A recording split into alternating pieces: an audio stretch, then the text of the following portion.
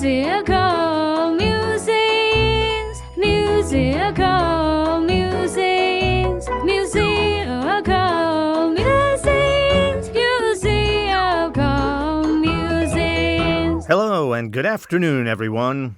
Welcome to our latest episode here of Musical Musings. This program airs every Wednesday at 1 o'clock in the afternoon. We broadcast from Rajamacon, University of Technology, Pranikon. Our program will come to you in two parts. In the first part, we will introduce a song and its band. We'll talk about the band a little bit. Then we'll talk about the song and what the song is all about. Then we're going to listen to the song. And after we listen to it, we will go through the lyrics and we're going to analyze the lyrics. And since this is an English program, we're going to take a look at any difficult vocabulary or slang or sayings that they use in the video, in the song. Anything that might be hard to understand. We will then get to the news and the latest updates from the university as usual. Musical musings, musical musings, musical musings, musical musings. Welcome back, everyone. My name is Gary Gray, and I'll be your host for this episode of Musical Musings. I am an English teacher here at Rajamacon University of Technology in Pranikon, and I am originally from America. So for today's song, we're going to be doing the song Nights in White Satin by the Moody Blues. And by the way, the word nights can be spelled two different ways with two different meanings. One of those strong fighters that rides a horse from back a long time ago that wears all the metal. That is called a knight. K-N-I-G-H-T. That's a knight. And then, of course, we have night, like night versus day. That's the night we're talking about here. So nights in white satin. Satin is a type of cloth. We'll talk about that a little bit later. I'll explain that to you. But it's a type of cloth. So we're not talking about a big, strong fighter wearing white cloth. No. It's not night, K-N-I-G-H-T. We're talking about nighttime, like daytime versus nighttime. So it's night. Night as in nighttime. So we're talking about being in white satin at night. So Nights in White Satin. And the band name is the Moody Blues. All right, so the name Moody Blues, that's an interesting name. Okay, so moody, when you say someone is moody, it means they have different feelings a lot of times. Sometimes they're happy, sometimes they're sad. I mean, that's true of everyone, of course. Sometimes we're all happy, sometimes we're sad. But when you say someone's moody, it means it changes a lot. And maybe that gets pretty extreme, like they're really happy sometimes, really sad sometimes, really angry other times. Just go back and forth and back and forth. That's someone that's moody. Blues is a type of music. It's usually related to kind of sad music. That's what being blue means. If you're blue, you're sad. So the blues music is usually kind of sad music. It's very similar to jazz music. Blues is almost like a style of jazz music. So, the Moody Blues. They don't really do jazz music, actually. It's just an interesting band name. So they're a band. They maybe do a lot of sad songs, maybe, you could say. And I'd say that probably most of their songs at least kind of have a sad feeling to them. Just kind of the tone of the song. It's a little sad, but it's sad in a really nice way because it's relaxing, because you can think of sad songs as being kind of slow and soft. A lot of their songs are. Not all of them. They have a few songs that are really upbeat and kind of happy, and maybe that's why they call themselves Moody. Sometimes they're going to do some happy songs. Sometimes they're happy, sometimes they're sad. But usually, they're sad. So they're the Moody Blues. I'm not really sure where they came up with the name, but that is what the words Moody and blues mean, and they seem to be appropriate for this band. All right, so they are from Britain, and they formed in 1964. So this is another old band. Those of you who join us every week know that I usually stick with the old bands. Their genre is described as kind of a rock classical fusion. That seems weird, right? Classical music? That's like Mozart, Beethoven, Brahms, Bach, Chopin, that type of music. How do you combine that with rock? Actually, some other bands also do that, and I really like that sound. I think it sounds cool. But what you usually do is you usually have a rock style using instrumentation that is more typical of classical music. And that's what you see in a lot of their songs, including the song we're going to do today, Nights in White Satin. But you see that in a lot of their songs, which is why they're classified as a kind of rock classical fusion. They're also called progressive rock. Progressive means kind of like in the future, like in progressive politics, where those are usually the people that are really quite liberal. Like they'd be in favor of all kinds of rights for minorities, whether it's religious minorities or gay people or women's rights or whatever it is. That would be, the liberals are usually like that, but the progressives are usually very advanced in that. They're usually also very strong environmentalists. They want to get away from using oil and gas and things like that, and use more solar and wind power and stuff like that. So they really want to protect the environment. So it's really future thinking, forward thinking. And so when we talk about progressive rock, it means it's very interesting, creative. It's not just your kind of standard rock. And so when you think of that rock classical fusion, that's kind of really interesting, right? So you can see why they would also be considered progressive rock. And their style of progressive rock, there's a certain sound. It's actually really hard to describe. I actually recommend you just go listen to some of their music and you'll get kind of the idea. But there's also a genre of music called psychedelic rock. Again, kind of hard to even explain. I'd say maybe it's a little heavy on keyboards and that kind of airy sound. You know how keyboards have kind of a lighter, airy sound than maybe a guitar has, or other typical instruments for a rock band. Now, what is referred to with psychedelic? What does that even mean? Okay, well, this is something I don't want to talk about too much on our program here because it's related to drugs.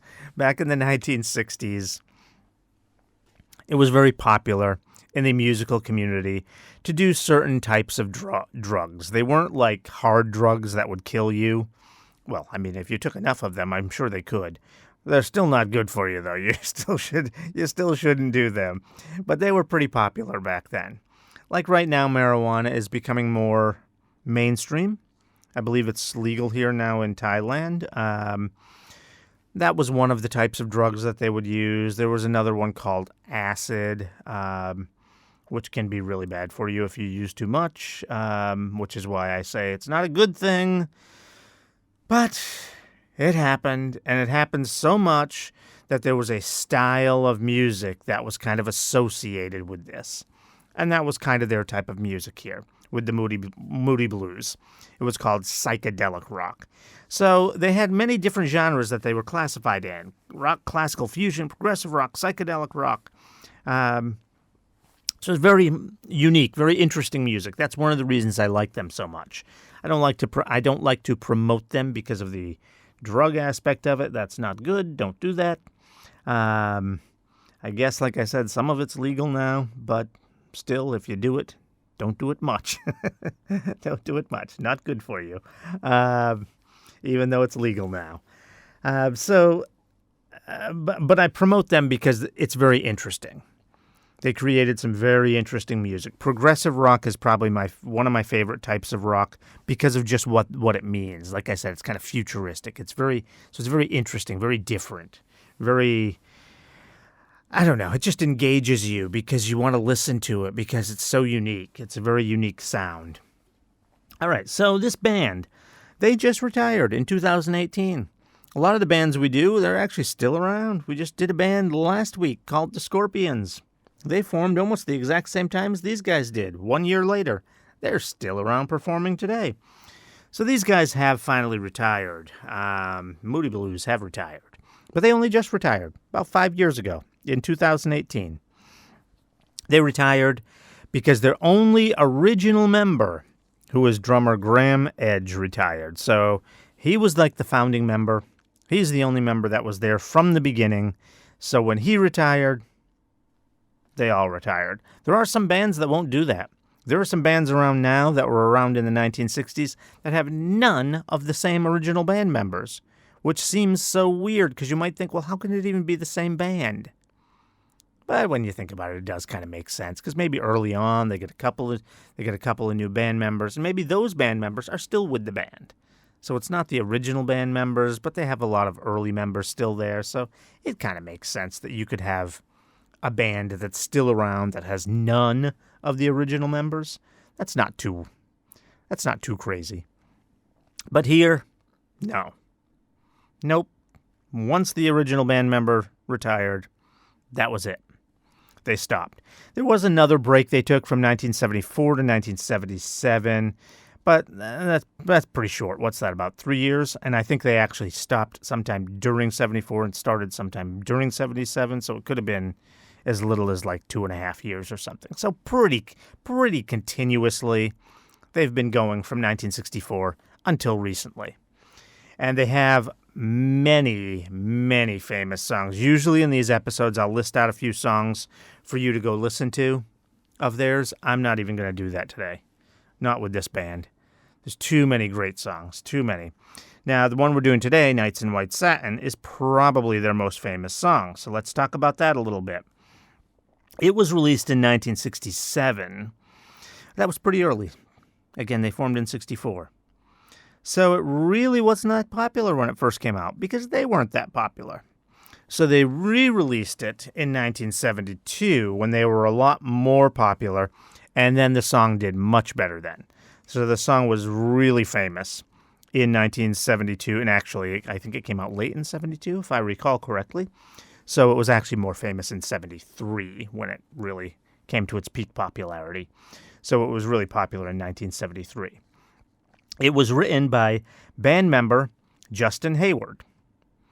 And obviously he was one of the first members. And I believe, from what I've seen on YouTube, he still performed with the band up until around the time they ended. So, again, even though Graham Edge was their only original member, like I was saying, you might have members that joined pretty soon after. Well, this song was written and released only 3 years after they formed, and it was written by someone other than Graham Edge. And as far as I know, Justin Hayward, who was the one that wrote it, was still performing with the band until recently. So he was with them almost all the time. I don't know if he left at one point and came back. I'm not sure. That does happen sometimes. One of my favorite bands, Styx, that has happened a lot with their members. They had several members leave, come back, leave again, come back, whatever. So Justin Hayward is the one that wrote it. And it's a pretty basic song. In fact, we're probably having a kind of long first half of our episode because our second part is not going to have to be that long. The lyrics aren't that long, and there's not much that needs to be explained about it. There is a little bit, and I'll be honest with you, there are some things in there that I'm not even sure I fully understand what he means, what Justin meant when he wrote the words. I understand the basic idea behind the song, but some of the lyrics are a little tricky to try to interpret. But we'll give it our best shot. And again, this show isn't really about knowing what all the lyrics mean as far as how to interpret them. I want you to understand the English so that you know what they're actually saying. What they're saying. You don't always necessarily have to know the meaning in terms of the interpretation from the artist. Some artists, I've told you this many times in almost every episode, some artists on purpose will write things in a way that's hard to understand because they want you to interpret it in your own way. In fact, a lot of artists, if they get interviewed and the interviewer asks them, well, what did you mean by that? They won't even answer the question. They don't like to answer that. They want the person hearing it to make their own interpretation of it. What does it mean for you? That's how they want the person listening to the song to take it. There are occasions where that might not be true. Like if the singer is trying to make a specific point, then they may reveal like what the meaning was.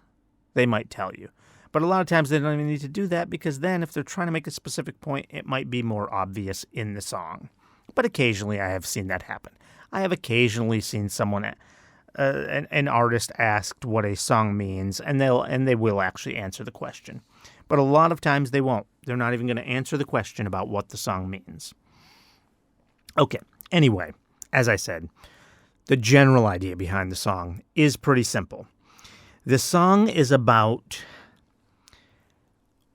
being alone and wanting to be with the person that you love. They may say, well, what does that have to do with Nights in White Satin? What does that mean? Okay, so satin is a type of cloth, a type of material. And it's very similar to silk, which is very popular here in Thailand. It's very soft like that. And you think of what are the most luxurious, the most upper class, the most wonderful type of sheets you can have on your bed at night. It would be like silk sheets. Satin sheets are the same thing, same idea. They're not quite as soft as silk, but very similar. Very similar idea. So these are very luxurious bed sheets. Well, this singer, Justin Hayward, this artist, this writer, he wrote the song. This writer, Justin Hayward, his girlfriend at the time gave him white satin bed sheets. So this is very romantic. These are very romantic bed sheets, you know, and his girlfriend gave them to him. But, of course, he's traveling around with the band, and things happen, so I think they eventually broke up as well, and so he doesn't get to spend much time with her, even when they were together, because he's traveling, and so this song is about him thinking about nights, so at night, nighttime, in white satin, so in other words, in bed with his girlfriend. So it's a very polite way of saying that he's thinking about being in bed with his girlfriend, which, of course, you're probably not going to put that in the title of the song because that sounds a little dirty. So he's just going to say, Nights in White Satin. So that's where he came up with the name for the song. His girlfriend giving him white satin bedsheets, which is something that happened to him in real life. So that's what the song is about.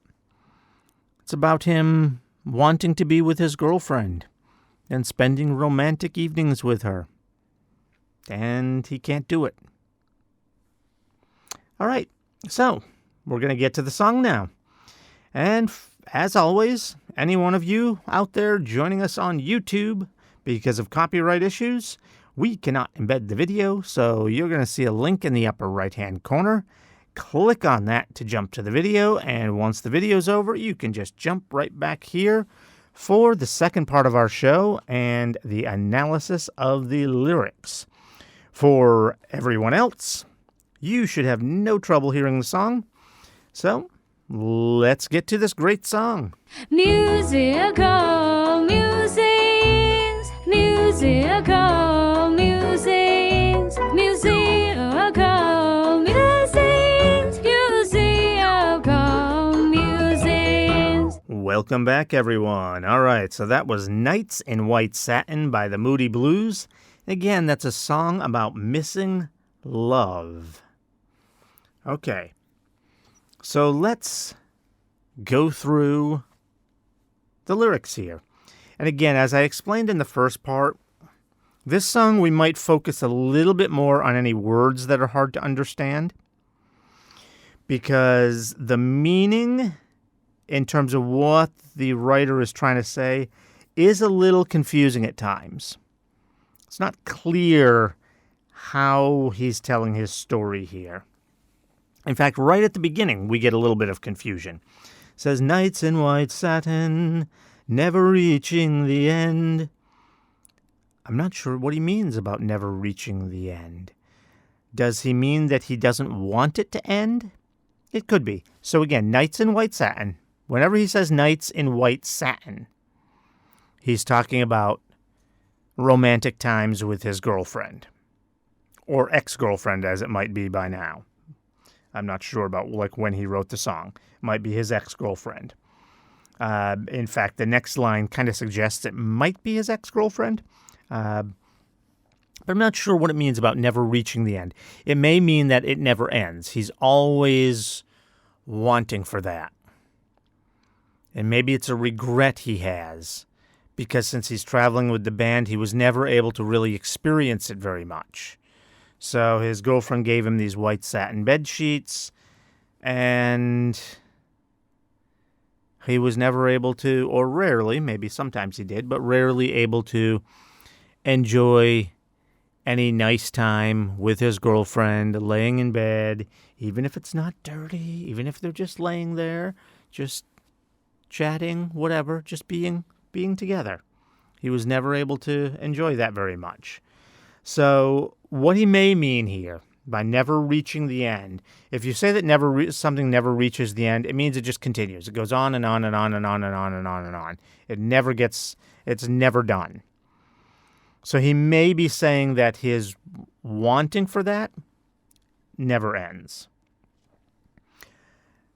I think that's what he means based on the next couple of lines. He could actually mean there, when he says never reaching the end, is that he wishes that that would never end, that he was with her forever together like that. But I don't think that's what he means because of the next line. Because I think this was written after they broke up. And so he's still wishing for it even though they're no longer even together. I think that's what he means based on the next line. Because he says, letters I've written, never meaning to send. So he's written letters which he will not send. So, you've written a letter, but you're not going to send it to the person. So in other words, something has to be wrong. There has to be something wrong there, right? So, if you're not going to send a letter. So I think they're not together anymore. Beauty I'd always missed with these eyes before. Okay, so this again suggests that maybe they've broken up. When he says beauty I'd always missed. In other words, he's saying that he doesn't recognize it when he sees it. Some of us look only at someone's outer appearance too quickly. We judge too quickly based on that. Oh, he's cute, or she's pretty, or whatever. And then maybe they turn out to not be such a good person. So you really need to look at someone inside. I mean, looking at the outside isn't terrible, You still, if it's going to be someone you want a relationship with, you should probably be attracted to them at least a little bit. So, it's not horrible or evil to look at someone's appearance. Sometimes we say that that's wrong to do. You shouldn't just judge someone by their appearance. Well, you shouldn't just judge them by their appearance, no. But it's okay to look at someone's appearance. But you do need to look deeper than that for someone's true beauty. So that's what he's saying here. Beauty I'd always missed with these eyes before. So he's just looking at someone and judging their beauty with his eyes. And so that's possibly also why they broke up. And so, these are words of regret, because he's saying he missed the beauty. He didn't see it. So he's saying he was wrong. Okay, then he continues on. Just what the truth is, I can't say anymore. So he's not even, He's gotten to the point now where, he can't see beauty with his eyes. He's actually kind of confused now. Just what the truth is, I can't say anymore. So he doesn't even know. He doesn't really know what happened, why they're not together, why he couldn't see her inner beauty. And the reason he's so confused is because he says he couldn't see her beauty. And then right after this next line, he says, just what the truth is, I can't say anymore. He says, 'cause I love you. Yes, I love you. Oh, how I love you. So he's saying he still loves her. Okay, we get to the next verse. Gazing at people, some hand in hand. All right, so here's an English word that you may not know. Gazing. What does that mean? When you gaze at something, it just means you're looking at it. But you're maybe looking at it a little more closely. You're not staring. Staring means to look at something really intently, to just really just focus on it. Gazing is less than that, but it's more than just saying that you're looking at something. If you gaze at something, you are trying to take it in, you're trying to understand it. So when it says gazing at people, some hand in hand, what he's saying there is that he is kind of thinking about their love. He wants their love. That's what he's thinking of when he's gazing at people, some hand in hand. Just what I'm going through, they can't understand. So in other words, those people that are sitting there hand in hand, they're in love. They'll never understand what he's thinking of when he's gazing at them. They'll never understand what he's going through. When you talk about someone going through something, I talked about this in last week's episode. You're usually talking about them having a bad experience, and it's usually an experience that lasts a while. It takes time for this whole whatever bad thing is happening from start to finish takes a long time. Now, the phrase going through technically could be something good. You could go through a good experience, sure. But we almost always use it for something bad. So it says, just what I'm going through, they can't understand. It's talking about they don't understand this bad thing that he's going through because he's missing his girlfriend or his ex-girlfriend. All right. The next line, some try to tell me thoughts they cannot defend. Sorry, I sang that wrong. I forgot the notes there. Some try to tell me thoughts they cannot defend. Just what you want to be, you will be in the end. Okay, so the first part of that, some try to tell me thoughts they cannot defend. I will be honest with you, this is one of those points in this song where I'm not sure really what he means. But when you talk about thoughts you can't defend, it means you're telling someone something that you don't really have a good reason for. To defend a thought means that you're giving an argument for it. So, for example, one of the biggest news stories going on in the world right now is what's going on between Israel and Palestine. And so there are people who have different opinions about that. Some people think Israel is right. Some people think the Palestinians are right. If you want to make the argument, you need to defend it. So defending it is to make an argument in favor of what you're saying, or in this case, what you're thinking. Some try to tell me, so they're saying it. Thoughts they cannot defend. So I'm not really sure what he means here. What thoughts are they telling him that they cannot defend? They may just be saying things like, oh, it'll get better. You know, when I had my brother pass away recently, and a lot of people tell me that, oh, in time it will get better. It never gets better. They cannot defend that thought. They cannot defend that. They're just saying it to try to make you feel better. It's not true. So maybe that's what he means. Because he's saying some try to tell me thoughts they cannot defend. So maybe some people are saying, oh, it's okay. You'll be fine. It'll get better. It's words to try to make you feel better. And it doesn't mean anything. It's not true. They can't defend it. All right. And then it continues, just what you want to be, you will be in the end. All right, so what this is saying is, I think, it's, okay, so listen to the words there. What you want to be, you will be in the end. So what this is saying is, it's actually a really deep message. When I say a deep message, I mean it's very thought-provoking. Because you may say, well, no, it's hard to be what you want to be. I want to be this. I'm not going to get there because I don't have whatever is needed to get there. Like maybe you want to be a famous singer and you can't really sing very well. What they're saying here is, look, you really can do just about anything. I mean, you might have to practically kill yourself to do it. For example, you want to be a famous singer, you can't sing. Well, then you maybe have to take some singing lessons. You're going to take a lot of singing lessons. You're going to become good at singing. You're going to practice. You're going to go up on stage and try to perform, maybe even before you can sing very well, so you can kind of see what's good, what's not good, what the crowd likes, what they don't like. And yeah, you got to pay for the singing lessons. So now you got to get a job too, because you got to earn money. You got to, yeah, it seems almost impossible. But basically, and in fact, that for something like that, becoming a famous singer, yes, of course, not everyone can do that. That's hard to do. But basically, if you really want it,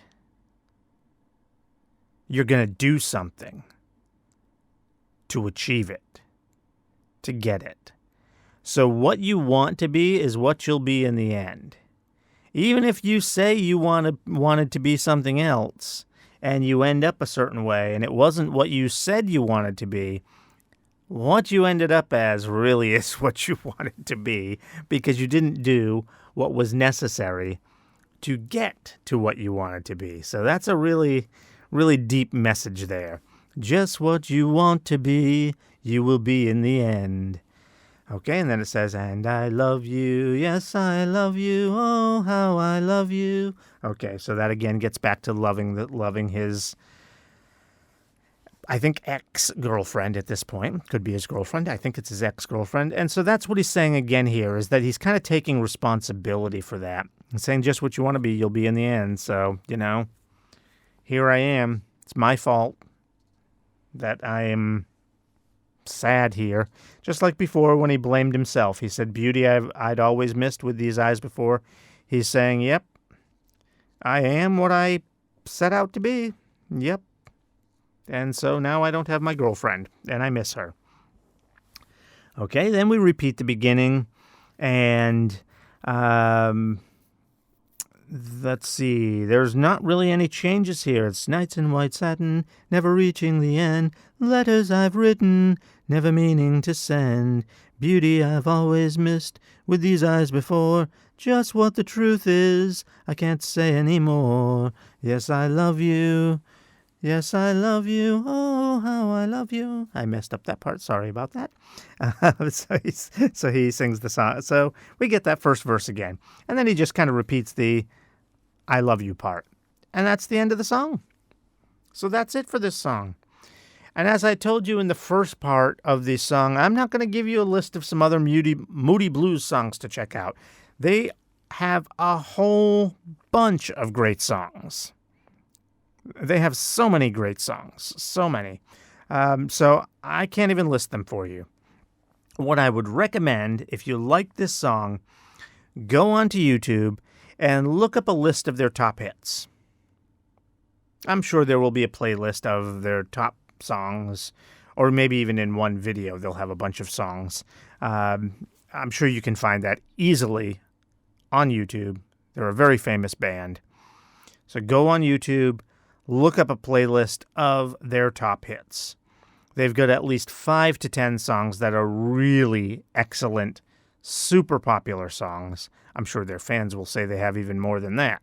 They have 20 or 30 great songs. But as far as just like the general population, how many songs they have that became really popular, there's got to be at least 5 of them, maybe as many as 10. There's 5 to 10 really great songs that they have.